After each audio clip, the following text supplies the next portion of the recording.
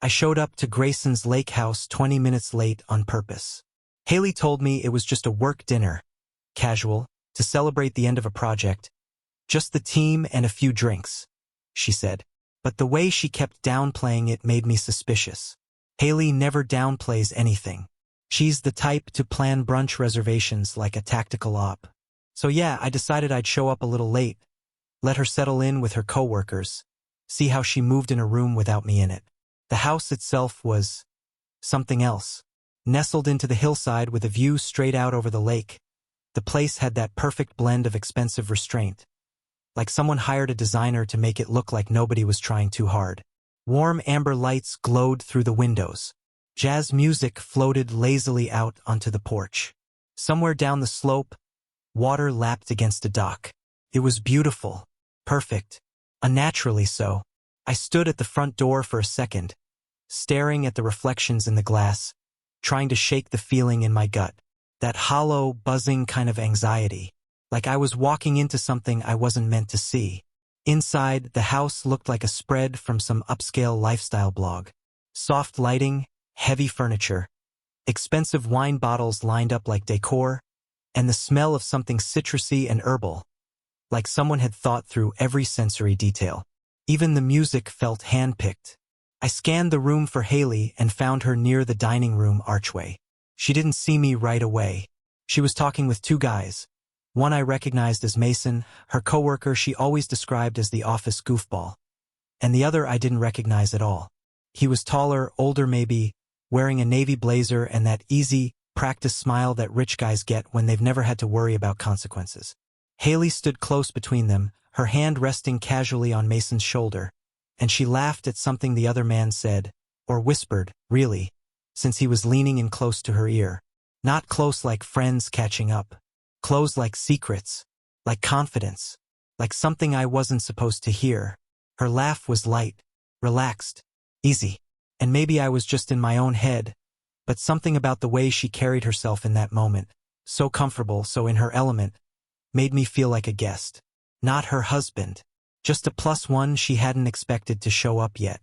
When she finally noticed me, I watched her smile falter for half a second before she slipped back into her usual expression.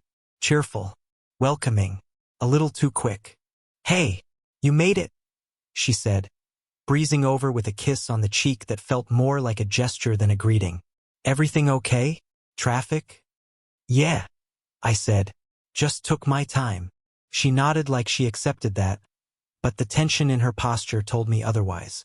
She looped her arm through mine for maybe 2 seconds before unhooking it and turning back toward the group. "Come on, I'll introduce you." Except she didn't. We walked over, and instead of a proper introduction, Haley just kind of motioned toward me vaguely as if saying, "This is Ethan, should have been enough." Mason smiled and offered a half-hearted "Nice to meet you, man." But the other guy, the stranger, just gave me a polite nod before turning back to Haley like our exchange had already run its course. I stood there for a beat, waiting for some inclusion, question, maybe, a joke, anything. But the conversation picked up without me. They slipped back into their flow, something I clearly wasn't a part of. I stepped aside and helped myself to a drink from the bar cart in the corner, listening with half an ear as they joked about that Zoom call from hell and Grayson's obsession with timeline dashboards. The stranger's voice was low, confident. He knew things I didn't, inside jokes, references to meetings I'd never heard about. And Haley? She looked completely at ease. Like this was her world, and I was just some awkward orbiting body. The dinner bell, or rather, a casual "let's eat" people from Grayson, finally pulled the group toward the long wooden dining table. Everything was set beautifully, of course. A mix of earthy linens, minimal candlelight, fresh bread already sliced and resting in a basket like it had been placed there by a food stylist. We sat, 12 of us, but somehow I still felt like I was outside a window looking in. Haley sat 2 seats down from me, Mason on one side of her, the stranger on the other. Throughout the meal, I tried joining conversations, but the topics kept veering into work territory.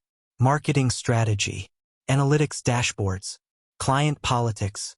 Every time I asked a question, it was met with a polite answer and then pivot, right back to Haley and Mason or the stranger bringing up, that one time in Aspen. She didn't even glance my way when she laughed. Not once. And I just sat there, chewing lamb I didn't taste, swirling wine I didn't want, watching my wife come alive in a room I wasn't part of. She glowed around them. She leaned into the stranger when he whispered something, her eyes sparkling in a way that I hadn't seen in months. There was something between them. Not necessarily romantic, not visibly, but familiar. Easy. Too easy. After dessert, people started to drift toward the living room, clutching glasses and laughing too loudly. I stepped outside for some air. The lake shimmered in the dark, reflecting the house like it was watching from below. I stared at the water, feeling strangely alone. I must have stood there for 10 minutes before Haley came out. "Hey," she said, wrapping her arms around herself. "It's nice out." "Yeah," I said, not turning around. "Pretty out here." She didn't say anything for a moment, just stood beside me, looking out at the lake. Finally, I asked, "So who's the guy? The one you were talking with earlier?" "Oh, that's Nate," she said quickly, brushing her hair behind her ear. "He's new. Grayson poached him from some firm in D.C. Super smart guy. He's heading up the digital side now." "Huh," I said, trying to keep my tone level. "You two seemed pretty close." She laughed. Not warmly, more like she was already annoyed. "Ethan, come on. It's just work." I didn't say it wasn't. She sighed. "You're reading into things. You always do this. Can we not make tonight about your paranoia?" My mouth tightened, but I nodded. "Sure." And just like that, she patted my chest and walked back inside without another word. I didn't follow her right away. I stood out there a while longer, watching the lake, thinking about how strange it felt to be married to someone who could disappear so completely in plain sight. I didn't know if I was being paranoid, or if I was finally seeing something I hadn't wanted to admit before. But either way, I knew one thing for sure. I wasn't imagining how far away she felt. I hadn't made that part up. Not when her hand found Mason's shoulder more naturally than it ever reached for mine. Not when Nate looked at her like he already knew how she took her coffee. This night was supposed to clear things up, help me feel more included in her world, help me understand where her long hours and sudden silences had been coming from. Instead, it left me with even more questions. The kind that settle deep in your gut and twist. The kind you can't unsee. The ride home from Grayson's lake house was quiet. Too quiet. Haley drove, her hands resting lightly on the wheel, tapping once in a while to some faint rhythm only she could hear. I kept my gaze on the road, counting the broken lines on the pavement like they were going to spell something out for me. "You didn't say much tonight," she finally said. Eyes still on the road. "Didn't have much to say." She let out a breath. Not quite a sigh, more like a release of pressure. "It's just work, Ethan. I know you don't love those kinds of things." I didn't realize that meant I had to be invisible. That made her glance over for the briefest second, lips parting like she might respond. But then she turned her eyes back to the road and said nothing. We got home late. She went straight to bed without changing out of her dress, slipping beneath the sheets with the nonchalance of someone who hadn't spent the entire night ignoring her husband. I lay awake, staring at the ceiling, the hum of the fridge down the hall the only sound in the dark. I kept thinking about the way she laughed at Mason's stories, the way she leaned in when Nate spoke, the way her hand moved so naturally across Mason's shoulder, like it had been there 1,000 times. That night was the catalyst, the final nudge I didn't know I'd been waiting for. In the following days, I started noticing everything. Every small inconsistency, every fragment of behavior I'd brushed off. It all started reassembling itself into something I couldn't look away from. It started with her scent. Haley had worn the same perfume for years. Something soft and floral, subtle enough that I usually only noticed it when I leaned in close. But lately it was sharper, more pronounced, bolder. A scent I didn't recognize, like it belonged to someone else. When I asked her about it, she waved it off. Sample from work. Figured I'd try something new. But she never went back to the old one. Then there were the late nights. At first, I'd believed her when she said the project was in crunch mode. She called them creative huddles or night sprints. A brainstorm here, a strategy session there. But over time, the story started wearing thin. It wasn't just a few evenings a week anymore, it was 4, sometimes 5. Then weekends. She started dressing different too. More polished. Like she was going somewhere more important than just a whiteboard session with coworkers. Full makeup, sleek outfits, subtle jewelry, the kind of effort she used to reserve for date nights, back when we still had those. And yet, every time she came home, she said the same thing. I'm exhausted. She stopped eating dinner with me. Stopped leaving her laptop open on the counter. Started wearing her noise-canceling headphones, even in the house, even when we weren't talking. Sometimes I'd walk by the bedroom and see her watching something on her laptop, but as soon as I stepped close, she'd close the screen or yank off her headphones like she'd been caught. Once, I heard her laugh at something on a call. Not a quiet laugh either. One of those full-body laughs I hadn't heard in a while. When I peeked in, she spun around so fast I barely caught the glow of her screen. Work call, she said too quickly. Just a funny meme someone sent. But her expression didn't match her words. She looked guilty, or defensive, or something. And then there was the phone. Always on silent. Always face down. I used to joke about how we were one of those rare couples who didn't care if the other checked their texts. But now, the moment I got near her phone, she was suddenly there. Picking it up, flipping it over, swiping away the screen. I once walked in and saw her delete a message, then lock her phone without realizing I'd seen. When I asked who it was, she smiled too brightly and said, "Just Mason sending dumb memes." She was lying. I knew it in my gut, but I didn't press. I started watching her more closely. Not in a possessive way, not like a hawk, but like someone trying to learn a new language.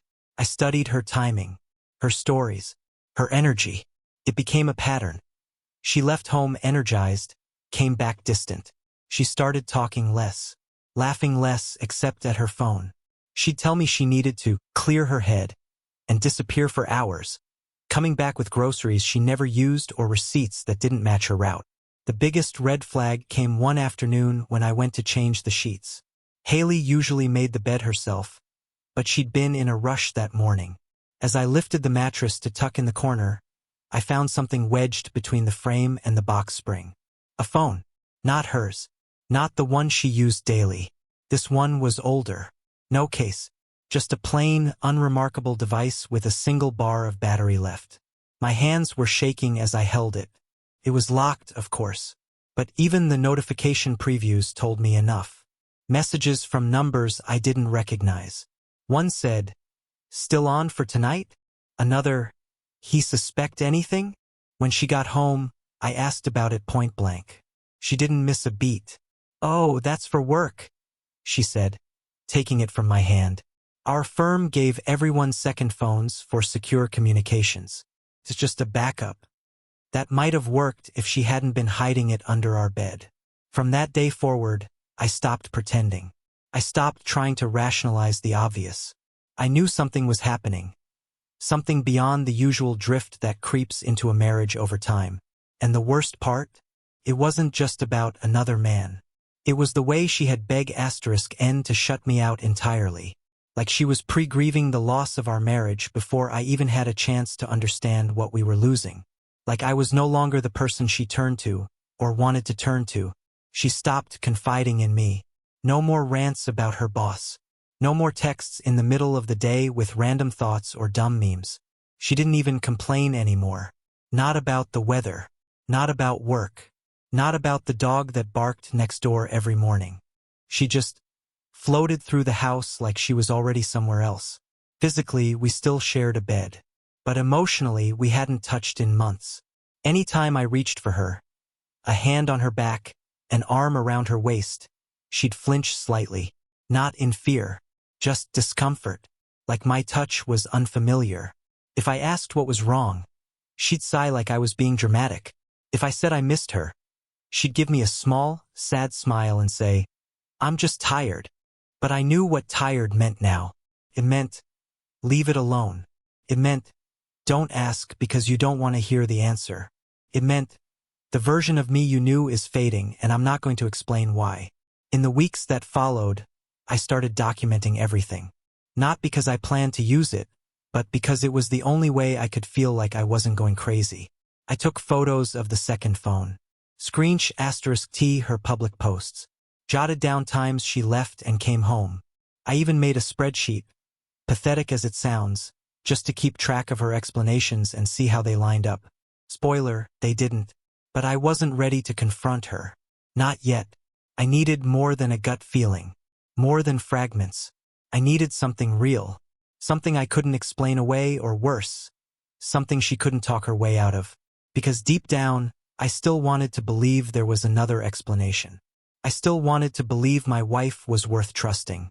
But belief doesn't mean much when the pieces finally start to fit together, and the picture they form isn't one you recognize anymore.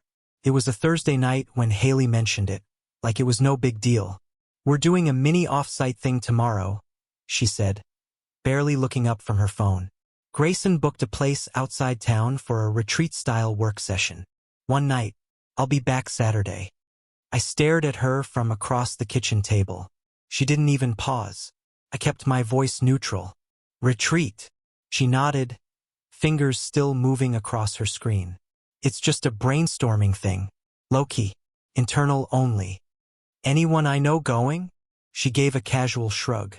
"Just the team. Mason, Kira, Nate, probably a few others." I said nothing. She didn't look up. The next morning she left early, earlier than she needed to. Her overnight bag was already packed and sitting by the door when I woke up. She was dressed in leggings, a zip-up, and a carefully messy bun. Polished but not flashy.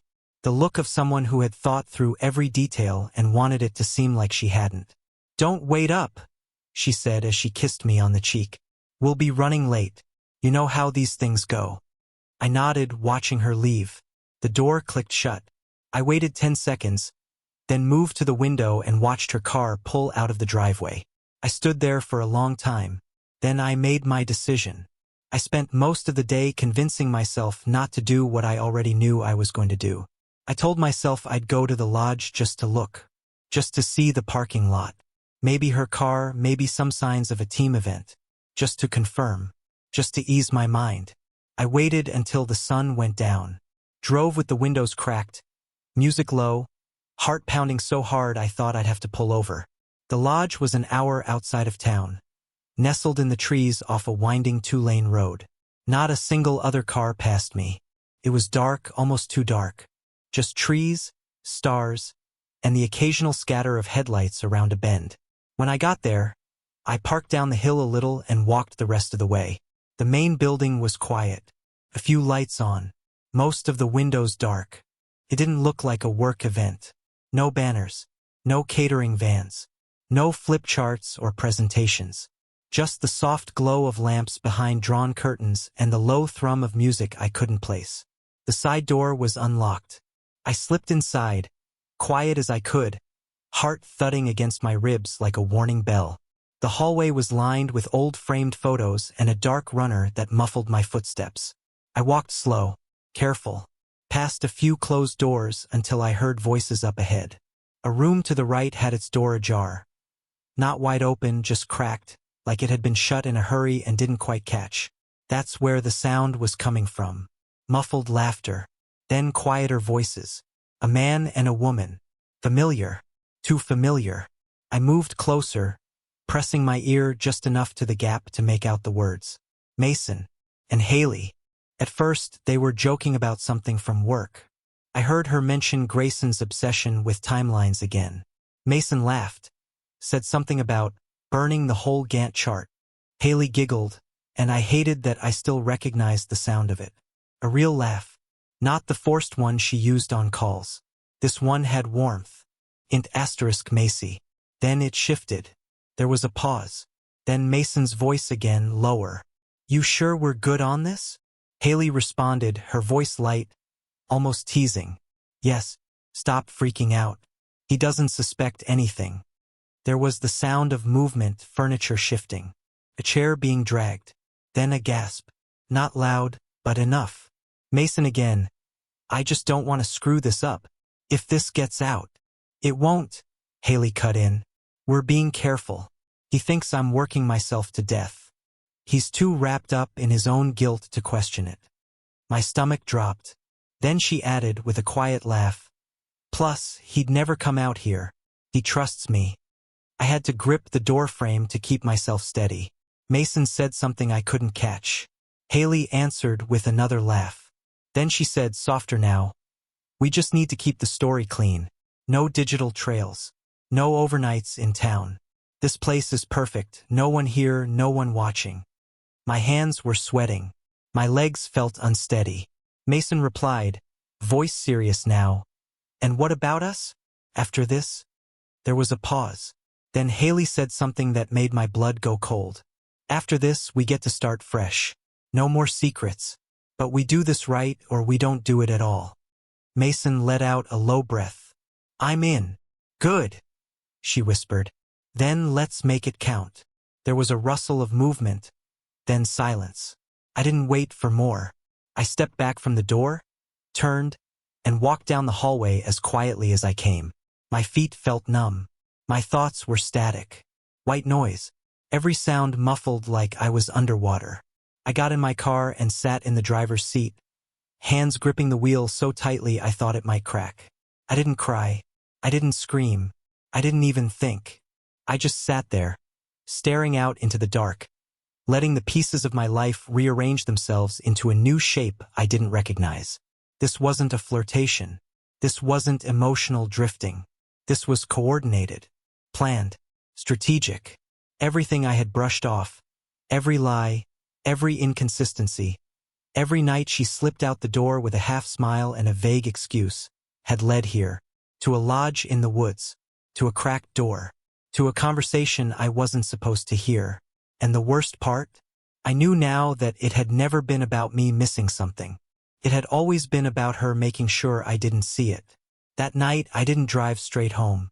I parked on a turnout a few miles from the highway, turned off the engine, and just sat in the silence. I don't know how long. Long enough to feel the shift in the air. Long enough to feel something inside me finally snap. Not violently, but quietly, like a frayed wire giving out under pressure. I wasn't going to confront her. Not yet. I needed time. I needed clarity. But I also needed something else. Something she couldn't talk her way around. Proof. Because no matter what I just heard, no matter what I now knew, Haley would twist it. She was too practiced, too smooth, and I was too used to doubting myself. But now I knew the truth. The marriage I thought I had? It was already over. I just hadn't been invited to the ending. When Haley walked through the front door Saturday evening, you'd never have guessed anything was different. She kicked off her sneakers, dropped her overnight bag at the bottom of the stairs, and greeted me with a yawn that seemed designed, curated, even. "God, I'm so tired," she said, stretching as she wandered into the kitchen. We barely slept. Everyone was up late spitballing ideas. Honestly, I need a weekend after that weekend. I looked up from the sink, pretending to finish washing a dish. "Yeah? Productive trip?" "Super," she replied with a smile.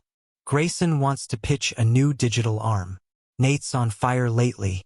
He's got this insane framework he built in DC. That might actually work for us." She made herself a tea and settled onto the bar stool like she hadn't just spent a night away with someone who wasn't her husband. I wanted to ask her how she managed to lie so easily, but I didn't. Not yet. Instead, I turned off the faucet, dried my hands, and nodded. "Sounds like you're all making big moves." She smiled again, but it didn't reach her eyes. "It's exciting. Just a lot right now." That night in bed, she slept soundly. Rolled away from me the moment the light went off, like clockwork. I stayed awake, eyes open in the dark, listening to the even rhythm of her breathing. The same woman who once couldn't sleep unless she was curled against me now moved through our house like a tenant. By morning, I knew what I needed to do. The truth changes something. Once you've seen it, you stop looking at things the same way. It's not just the betrayal. It's how you begin to trace its fingerprints backward. It's the realization that you were already living in the aftermath before you even knew what had happened. I stopped speaking unless I had to. Not in some dramatic, passive-aggressive way. Just to observe. To listen. Haley, for her part, didn't seem to notice. Or maybe she did and chose not to care. She filled the silence with updates. Things about work, the dishes, a minor leak in the upstairs shower, logistics, lists, nothing that required emotion. She never asked about my day, or how I was sleeping, or if I was okay. And maybe that was the part that finally broke me. She didn't seem to notice I was disappearing. We started to move around each other like shadows. She'd wake up early, get dressed with the lights off, and be out the door before I even left the bedroom. Some nights, she came home late and ate at the counter with her laptop open, barely acknowledging me on the couch. When I did speak, I started choosing my words more carefully. Not because I was afraid, but because I knew the difference between what she said and what she meant. Her language had become sterile, stripped of any affection or vulnerability. When I asked how her day was, the answer was always, busy, but fine. When I asked if she wanted to watch a movie, it was always, maybe later, I've got a few things to finish up. She never finished those things in front of me. She started locking her laptop when she walked away, even if she was just going to the bathroom. Her phone, still face down, barely left her hand. One night, I saw her take a call on mute, listening for nearly 10 minutes before quietly ending it. I didn't ask who it was. I didn't need to. There were other signs, too. Her planner, once chaotic and filled with scribbles, now looked curated, clean. Every line written in neat blocks, no overlapping, no changes. I noticed her handwriting had gotten more careful, more deliberate, like she wanted to be sure if anyone saw it, there would be nothing to find. She started scheduling things without me. Dinner with coworkers, outings with Kira, overnight strategy sessions that didn't include agendas or follow-ups. I documented all of it, not out of revenge, not even to use it. I did it because I needed to keep myself sane, to track reality, to remind myself I wasn't imagining things. I made note of when she left, when she came home, how long she was gone, what she said she'd been doing. I took photos of the second phone, *TS of her public posts, and quietly created a folder on my cloud drive labeled Archive. The more I watched, the clearer it became. Haley was gone. Not physically, not yet, but emotionally. She'd already moved out. She was already somewhere else, with someone else, living a parallel version of our life, one where I didn't exist. And the part that really gutted me? She seemed okay with it. She didn't cry, didn't apologize, didn't offer up any clumsy half-truths or guilty attempts at connection. She just existed, perfectly composed, focused on her job, her image, her goals, like I was a minor obstacle she'd outgrown. I wasn't her partner anymore. I was a liability to be managed. One night, I came home early and found her in the living room, sitting cross-legged on the floor surrounded by papers. She was on a video call, headphones in, eyes fixed on the screen. Her face was bright, animated, a version of her I hadn't seen in months. I lingered in the doorway, waiting for her to notice me. She didn't. Eventually, she looked up, startled, pulled off the headphones. "Didn't hear you come in," she said. "Everything okay?" I nodded. "Just finished early." "Cool," she said, flashing that polite smile, the one reserved for colleagues, not husbands. "I've got a few things to wrap up here." And that was it. That was the extent of her welcome. I went upstairs, sat on the edge of our bed, and stared at the floor. The woman downstairs was a stranger wearing my wife's face. I kept hoping there'd be a crack, a moment of hesitation, a slip. But no. Haley had built this wall brick by brick, and now I was on the outside looking in. The silence between us stopped being awkward. It became structural, part of the architecture of our lives. We spoke only when necessary, and even then we spoke like coworkers sharing a shared apartment. Once, I left for a weekend trip with a friend. A real one, someone I could still trust. And when I came back, Haley hadn't even noticed I was gone until I walked through the door. "Oh," she said, glancing up from her laptop. "Thought you'd be back tomorrow." I nodded. "You didn't check the calendar?" She shrugged. Didn't think to. Didn't think to. That night, I stood outside our bedroom and watched her through the cracked door as she sat on the bed, typing on her laptop, one foot tucked under her leg. She looked calm, peaceful, like nothing was wrong, like nothing had ever been wrong. I remember thinking, this is it. This is what betrayal looks like when it wears a normal face. It's not always loud or explosive. Sometimes it's quiet, routine, a slow fading into someone else's life. The next morning, I walked into the kitchen and found a handwritten list on the counter. Groceries, dry cleaning, call with Grayson, pick-up gift for Nate's baby shower. All neat, all normal. Nothing about the man she was sleeping with. Nothing about the second phone. Nothing about the silence. That was when I knew she was never going to confess. She wasn't waiting for the right time. She wasn't building up to a conversation. She was waiting for me to let go, to quietly back away, to make the breakup clean and convenient so she could spin the narrative any way she wanted. And it almost worked, because I was starting to disappear, starting to forget what my voice sounded like when I wasn't afraid of being accused of overreacting, starting to doubt my own memory of who we used to be. But I wasn't done yet. I still had questions. And whether or not she was ready, I needed answers. The silence told me more than her words ever could. But it also made one thing clear. If I wanted the truth, I was going to have to find it myself. A week passed after the retreat. Then two. And still, Haley didn't slip up. No missed names. No wrong details. No guilt. If anything, she was sharper, more focused.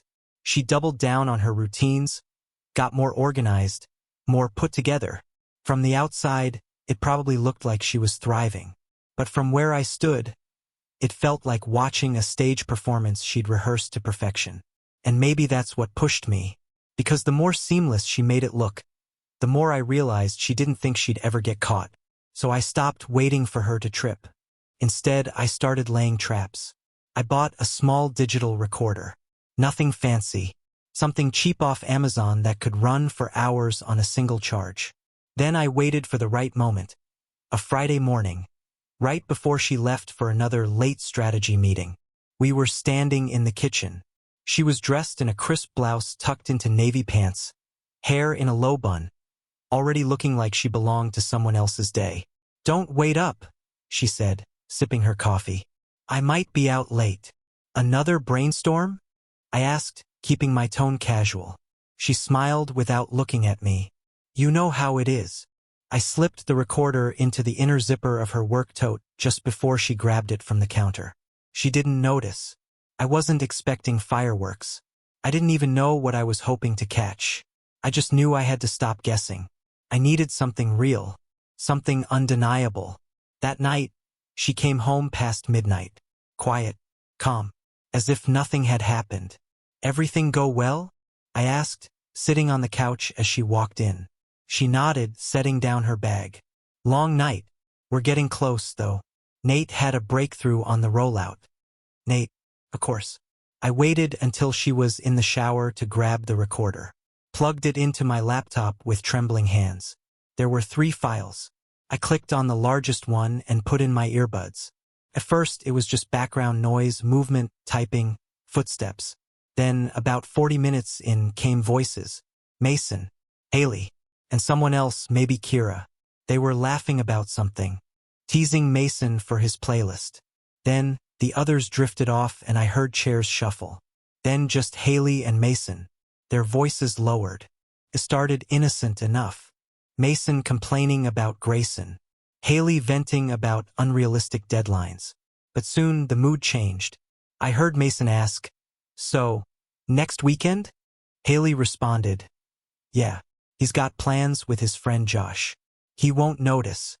My pulse picked up. Mason laughed. "God, you're good at this." "You have no idea," she replied. There was a long pause. Then she said, "He's been acting different lately, quieter, like he knows something." Mason sounded more serious now. "Should we slow down?" "No," she said quickly. "If anything, we need to be more careful. Stick to the plan. Separate calendars. No digital overlap. And if anyone asks, we've been working on Nate's proposal late. Nothing else. More silence. Then a sound that made my stomach turn. A low laugh from her, followed by Mason whispering something I couldn't make out. Then her saying, "He has no idea." I pulled the earbuds out. I didn't need to hear more. I'd asked myself for weeks whether I was overreacting, whether I was projecting old insecurities onto a perfectly normal marriage. But there it was, the audio version of a knife through the chest. This wasn't an accident. This wasn't one drunken night or a misunderstanding. It was deliberate, orchestrated, planned. I sat there for a long time. The house was quiet except for the sound of water running upstairs. She was still in the shower. Could have gone up there, thrown open the door, demanded an explanation, confronted her with the audio still playing. But I didn't, because at that point I wasn't looking for answers anymore. I had them. Now I was looking for leverage. The next morning, I woke up before her, sat in the living room, watching the sunrise filter through the blinds. Haley walked in around 8, wearing one of my t-shirts, holding her coffee like nothing had changed. "Morning," she said, sitting on the other side of the couch. I looked at her, really looked. Her eyes were clear, steady, no guilt, no cracks. "Morning," I replied, and that was it. I didn't bring up the audio, didn't mention Mason. I just watched her, studied her. Every interaction became data. Every offhand comment, every mention of work, every glance at her phone. It was all part of the map I was drawing in my head. And the more I watched, the more I noticed something I hadn't before. She was preparing for something. Not just hiding something, preparing. She'd started shifting bills into her name. Opened a new checking account under the pretense of organizing our finances. Cleared browser history. Logged out of shared apps. She was moving pieces quietly, efficiently, like someone who was planning her next chapter without me. But the strangest part? She didn't seem afraid. That's what finally clicked for me. She thought she was ahead. She thought I was clueless, a passive bystander in the final season of our marriage. That's when I realized what this really was. It wasn't just infidelity. It wasn't just deception. It was erasure. She wasn't leaving me. She was rewriting me. And that's when the idea hit me, not revenge exactly, just preservation. If she wanted to rewrite the story, I was going to make damn sure I had a copy of the original. So I backed up the audio, made copies, labeled them plainly, emailed one to myself from a burner address, stored another on a flash drive hidden in a box of old cables. I didn't know when I'd need them or how, but I knew they mattered. I started taking *TS of her shared calendars. Photos of receipts she left out. Noted timestamps. I wasn't gathering evidence for court. Not yet. I was building a record of reality. Something to hold on to when she inevitably turned this story around and painted herself as the one who'd been abandoned. Because that was coming. I knew it. I could feel it. She'd already started planting seeds. Subtle things. A comment to a friend about Ethan being distant. A post on social media with a vague quote about choosing peace even when it's painful. I even caught a glance at her journal once, open beside her laptop, where she'd written, "I'm trying. He's just so far away lately." It was brilliant, really. She wasn't just lying. She was laying the groundwork, making sure that when the end came, she'd be the phoenix rising from the ashes, not the one who lit the match. And I'd be the emotionally unavailable husband who let her slip away. I started practicing silence as strategy. No more arguments. No more doubts. I made myself agreeable, supportive. I mirrored her energy. If she came home and said she was exhausted, I nodded. If she said she had a late night coming up, I told her to take care of herself. It was exhausting, pretending, but it gave me space. Space to build a plan. I started researching lawyers. Quietly, reading articles about digital evidence. Learning what I could, not just about divorce but about narrative. Because I understood now, this wasn't just about truth. It was about who told the better story. And up until now, Haley had been the only one writing. But that was about to change. because I wasn't just going to watch this thing unravel. I was going to be ready when it collapsed. And when it did, I'd be the one with the script in hand.